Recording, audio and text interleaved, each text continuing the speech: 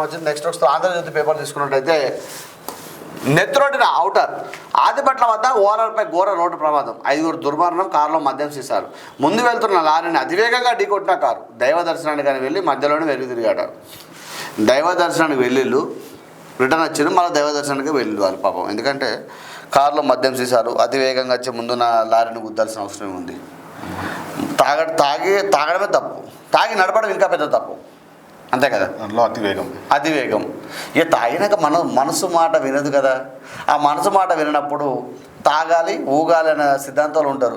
ముంగడు లారిపోతా అంటే గీలారు నన్ను దాటెత్తుందా లోపల ఈయనన్నాడు. లోపల ఇంకో వ్యక్తి ఉంటాడు లోపల. తాగినాక పడుకున్న పద్మనాభ సింహలు వేస్తాడు. పడుకున్న పద్మనాభ సింహలు వేయగానే నాకంటే ముందు పోతావా, నీకంటే పెద్దగా లారైతే నాకంటే పెద్దగా ఉంటే నాకంటే ముందు పోతావా, నీ సంగతి చెప్తాను పాపం దాటేసడానికి ప్రయత్నం చేస్తూ ఉంటారు. అందుకే మిత్రమా, తాగి వాహనాలు నడపకండి. తాగబుద్ధి అయితే మంచిగా బాటలు కొనుక్కొచ్చుకొని ఇంటికాడ కూర్చోండి. రోజు 9 హాఫ్ కోటరో వేసుకొని ఇంట్లో కూర్చోండి. ఎందుకు ఈ పంచాయతీ అంతా? బయట తాగడం ఎందుకు? పోలీసు వారు చిక్కడం ఎందుకు? చిక్కి కోర్టుకు పోవడం ఎందుకు? కోర్టుకు పోయి ఫైన్లు కట్టడం ఎందుకు? లేదా ఇలాంటి ప్రమాదాలు కొని తెచ్చుకోవడం ఎందుకు మిత్రమా? చెప్పండి. మీ కుటుంబానికి ఇప్పుడు అలా కుటుంబం ఎంత శోకిస్తుంది, ఎంత ఇబ్బంది పడుతూ ఉంటుంది, ఎంత బాధపడుతూ ఉంటారు మీరు ఆలోచించండి మిత్రమా.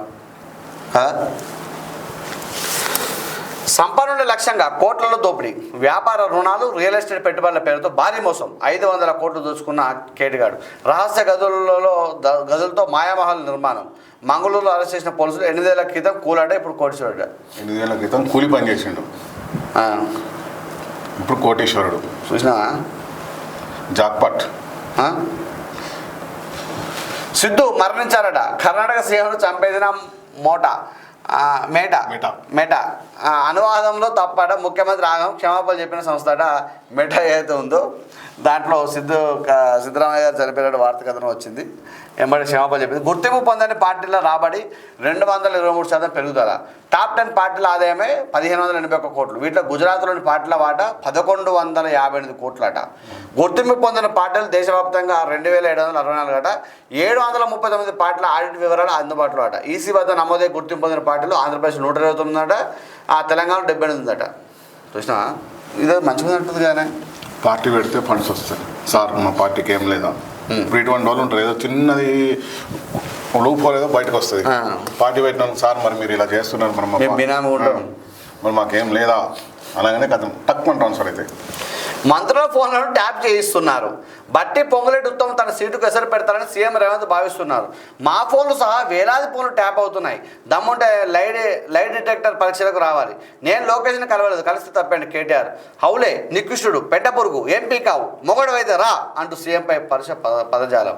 తెలంగాణలో చిల్లర పోలీసింగ్ నడుస్తుంది. ఒక్కొక్కరిని ఏం చేయాలని రాసి పెడుతున్నామని సిగ్గులేని మాటలు, సిగ్గులేని మనిషి మాట్లాడుతూ ఉన్నాడు. ఒక ముఖ్యమంత్రిని పట్టుకొని ఇలా అనేక మంది టీవీల ముందు కూర్చుంటారు. నీకు ముఖ్యమంత్రి అయ్యే స్థాయి నీకు ఎక్కడిది? ఇలా నీకు ముఖ్యమంత్రి అని చెప్పుకుంటా సిగ్గు లేకపోతుంది. ఇలా ముఖ్యమంత్రి స్థాయి నీది ఎక్కడిది?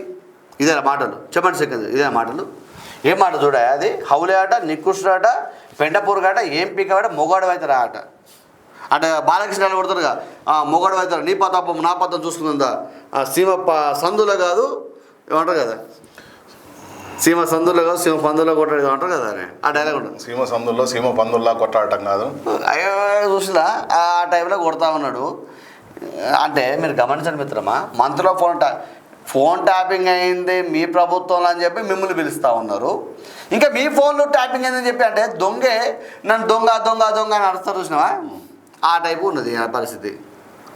ఎంత నికృష్టంగా మాట్లాడుతూ ఉన్నాడు. ఎంత వాస్తవానికి బీఆర్ఎస్ పార్టీలో ఒక్క కేటీఆర్ గారే, మిగతా వాళ్ళందరూ కరెక్టే ఉన్నారు. వాస్తవానికి హరీష్ రావు గారు అద్భుతంగా మాట్లాడతారు, కవితమ్మ గారు అద్భుతంగా మాట్లాడతారు.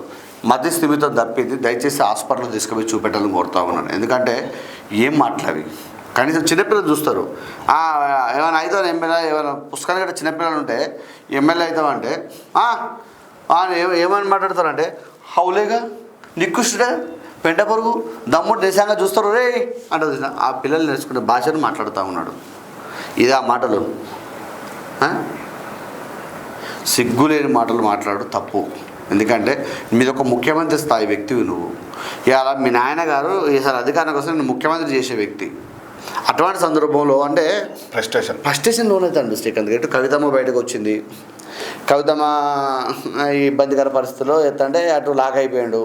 తండ్రి గారు ఫామ్ హౌస్ నుంచి బయటకు వెళ్తాడు. హరీష్ రావు గారు ఎప్పుడు సీటు కేసులు పెడతాడో తెలుస్తలేదు. 3 బాణాలు ఇట్లా గుచ్చుకుంటాను ఇట్లా నెట్లేస్తున్నారు. త్రికోణంలో బందీ అయిన కేటీఆర్ ఆ త్రికోణం మొత్తం గుచ్చుతా ఉంటే ఇట్లా చూస్తూ ఉంటే ఇట్లా ఆలోచిస్తాడు.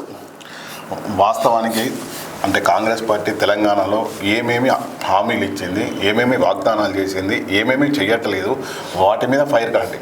వాటి మీద ఫైర్ అయితే వాటి మీద ఫైర్ అయితే బాగుంది. ఇప్పుడు కాంగ్రెస్ పార్టీ అన్ని కరెక్ట్ చేయట్లేదు, అది కూడా కొన్ని తప్పులు ఉన్నాయి కదా, ఆ తప్పులు తీసుకురండి బయటికి. అదే కదా, ప్రభుత్వం ఎవరి ఫోన్లు ట్యాప్ చేయట్లే. మీ దగ్గర సమాచారం ఉంటే పంపించండి. సీఎంను హౌలెస్ సన్నసనడం ఏం సంస్కృతి? నీటి వాటాలు తెచ్చకుండా నిద్రపోయింది మీరే. కేటీఆర్పై డిప్యూటీ సీఎం బట్టి విక్రమార్క ధ్వజం.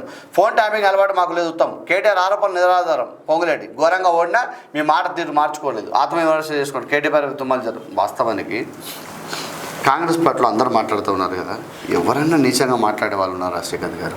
కాంగ్రెస్ పార్టీ అనే కాదు, బీఆర్ఎస్లో కూడా మాట్లాడట్లేదు, బీజేపీలో కూడా మాట్లాడరా? ఒక కేటీఆర్ గారు అది కూడా ప్రెస్టేషన్లో ఇప్పుడు మీరు అన్నట్టు కోణంలో ఇరుక్కున్నారు. మొత్తం బందీ అయ్యిండు 3 దిక్కులో. ఇప్పుడు ఆయన మన పెద్ద ఆయనేమో బయటికి రావట్లేదు, చెల్లెలేమో ఇట్లున్నది, బావేమో అట్లున్నాడు. మరి ఏం చేయాలి? నేను ఒక్కనే ఇప్పుడు కొట్లాడినట్టు అవుతుంది.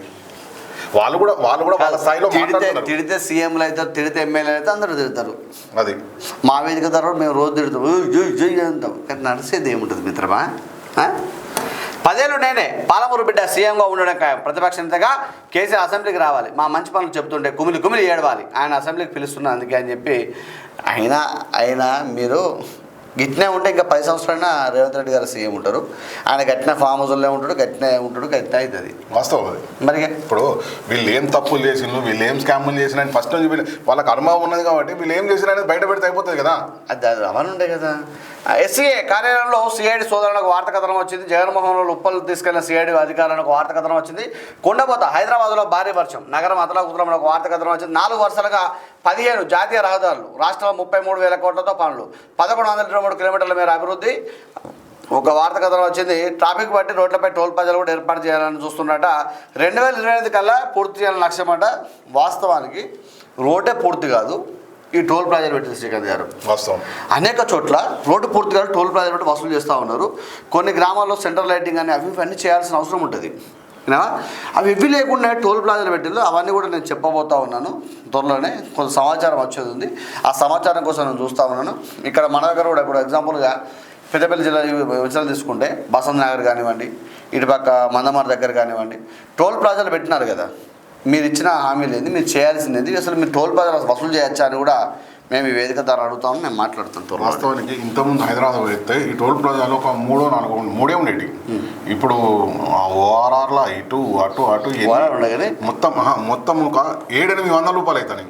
అయితే కానీ పూర్తి కాకముందు ఇప్పుడు దీనికి మందమర దగ్గర ఉంటుంది సార్ మాట్లాడుతాను కానీ బీసీలకు రిజర్వేషన్ ఆర్డినెన్స్పై న్యాయ సలహా.